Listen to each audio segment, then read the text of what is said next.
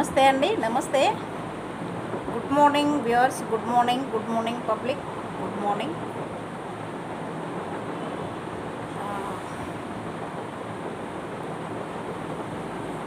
ఎలక్షన్లు దగ్గర పడుతున్నాయి కదా, ఎలక్షన్స్ దగ్గర పడుతున్నాయి. సో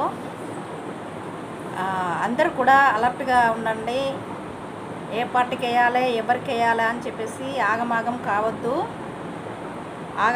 కావద్దు. ఒకటే విషయం ఏంటంటే,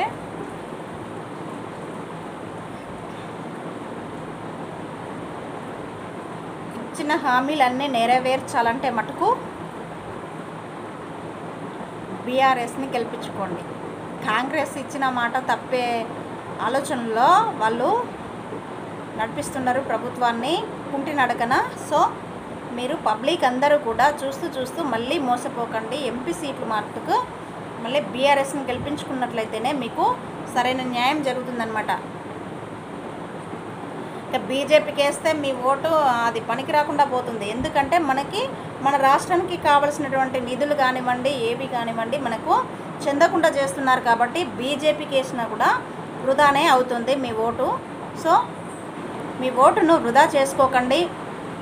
ప్రతి ఒక్కరూ కూడా మే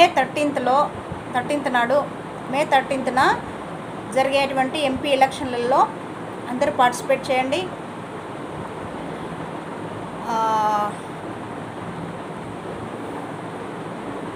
అందరూ సరైన నిర్ణయం తీసుకోండి.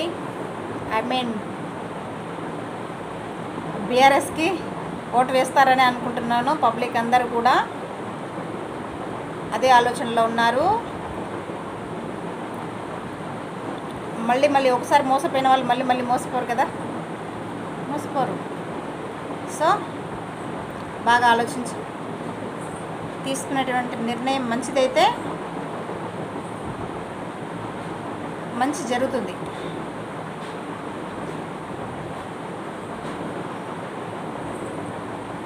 కేసీఆర్ సార్ని ఓడిపోయినరని చెప్పేసి వారిని పట్టుకొని ఎంత లేసి మాటలు రేవంత్ రెడ్డి గారు ఏం మాట్లాడుతున్నారో పబ్లిక్ అందరూ కూడా గమనించారు. పబ్లిక్ అందరూ గమనించారు. కొత్తగా చెప్పాల్సింది ఏమీ లేదు.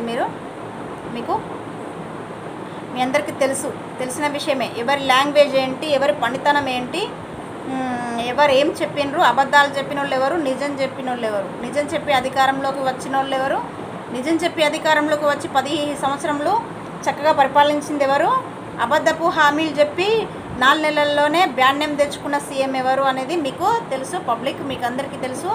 సో మీకు వేరే కొత్తగా చెప్పాల్సింది ఏం లేదండి. మీ అందరికీ అవగాహన ఉంది రాజకీయం పట్ల. సో మంచి నిర్ణయం తీసుకోండి. ప్రతి ఒక్క జిల్లాలో కార్ గుర్తు పెట్టుకోండి. కార్ గుర్తు అంటే ప్రతి ఒక్క జిల్లాల్లో కూడా మీరు ఎవరైనా కేసీఆర్ నిలబడ్డారనుకొని భావించుకొని ఓటు వేసేయండి. కేసీఆర్ని దృష్టిలో పెట్టుకొని వేసేయండి ఓటు, ఓకేనా? కేసీఆర్ని దృష్టిలో పెట్టుకొని మైండ్లో పెట్టుకొని ఓటు వేసేసేయండి. కార్ గుర్తుకు 100% మీకు అనుకున్న కోరికలు నెరవేరుతాయి. ఇది సత్యం. ఇంకా అబద్ధపు కాంగ్రెస్ని నమ్మకండి. నమ్మితే ఇంకా నట్టేట ముంచేయడమే జరుగుతుంది. So be careful. వాళ్ళకి క్యాండిడేట్స్ దొరకకనే ఇంకా బీఆర్ఎస్ వాళ్ళు సెలెక్ట్ చేసినటువంటి క్యాండిడేట్స్ని పట్టుకొని పీకిలాడుతున్నారు. అంటే వాళ్ళకి సరైన క్యాండిడేట్స్ కూడా లేరు నిజం చెప్పాలంటే. ఈ బీఆర్ఎస్ నుండి పోయినటువంటి ఆరూరు రమేష్ చూడండి, బీజేపీలోకి వెళ్ళాడు. ఇళ్ళ నుండి పోయిన వాళ్ళు పార్టీని ద్రోహం చేసినటువంటి వాళ్ళు పబ్లిక్కి ద్రోహం చేయరని నమ్మకం ఏంటి చెప్పండి.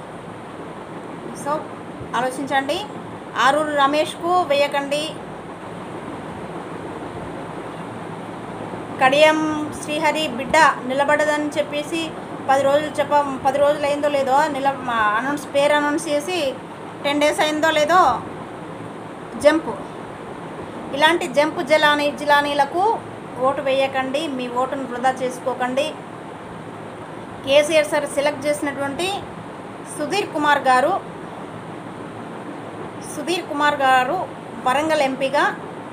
వరంగల్ ఎంపీ అభ్యర్థిగా నిలబడడం జరుగుతుంది. సో వారికి అందరూ కూడా మీరు ఓటు వేసి సహకరించండి, ఎంపీగా నిలబెట్టుకోండి, ఫ్యూచర్లో మీ కోరికలు నెరవేర్చుకోండి.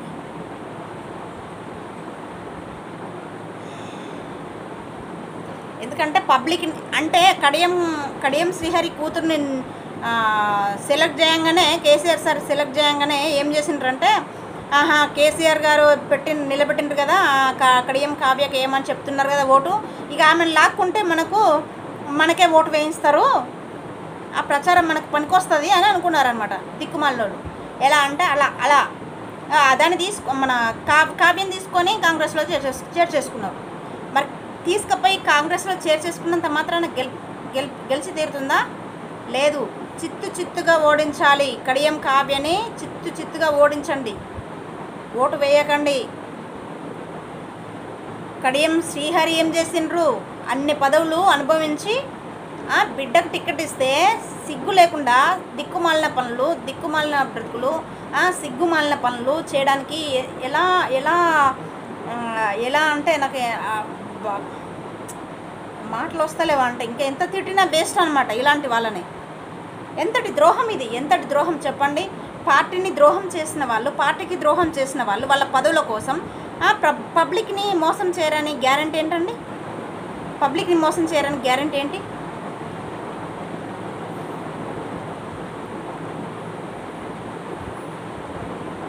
సో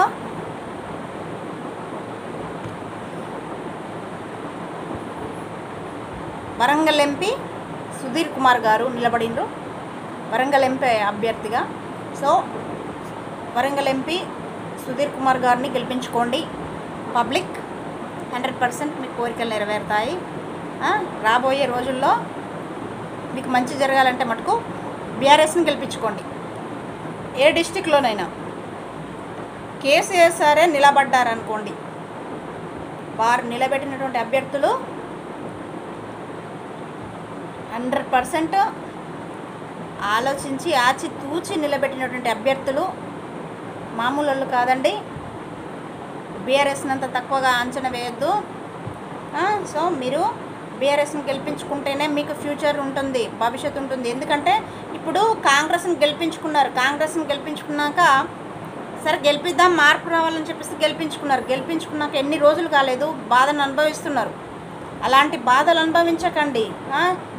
చూస్తూ మోసపోయి అలాంటి బాధలు అనుభవించడానికి సిద్ధంగా ఉండకండి. సో బాగా ఆలోచించి నిర్ణయం తీసుకోండి, బీఆర్ఎస్ని గెలిపించుకోండి. ప్రతి జిల్లాలోనూ బీఆర్ఎస్ గెలిచినట్లయితే మీకోసం బీఆర్ఎస్ వారు అహర్నిశలు శ్రమిస్తూ ఉంటారు.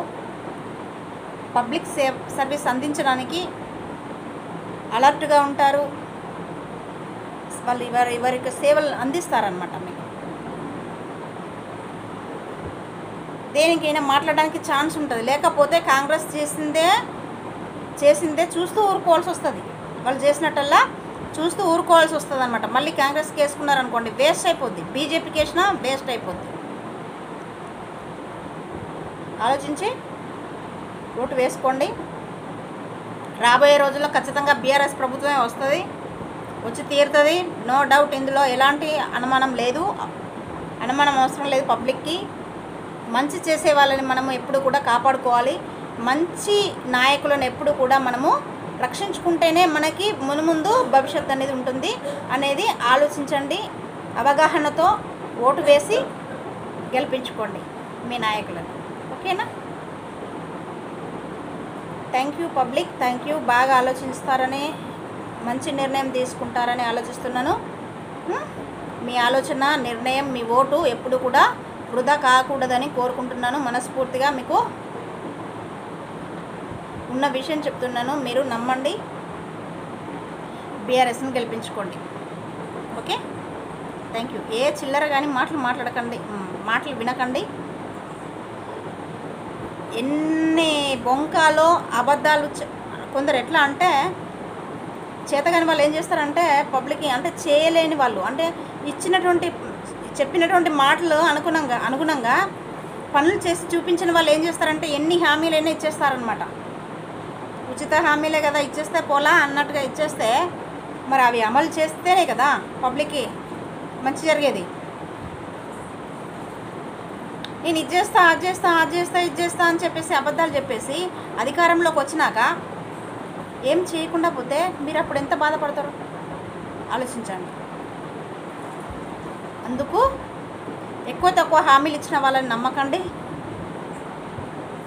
నిజాయితీగా చెప్పిన పని చెప్పినట్టుగా నడుచుకుని మీకోసం ఆరాటపడే వాళ్ళకి, మీకోసం పోరాడే వాళ్ళకి అవకాశం ఇవ్వండి. ప్రతి ఒక్కరూ కూడా ఓటు హక్కును వినియోగించుకోండి.